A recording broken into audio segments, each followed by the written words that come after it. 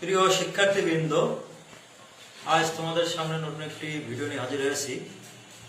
ইংরেজিতে একটি শব্দ আছে THE। এটা মাঝে মধ্যে আমরা দি উচ্চারণ করি, মাঝে মধ্যে আমরা দা উচ্চারণ করি। কখন কোনটা উচ্চারণ করব সেটা আমরা এই ভিডিওতে শিখব। ওটার দিকে খেয়াল করি।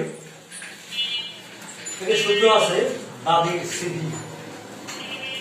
দা মিশবে সি এর সাথে, সি মানে কনসোনেন্ট, আর দি যে মিশবে ভাওয়েলের সাথে, ভি মানে ভাওয়েল।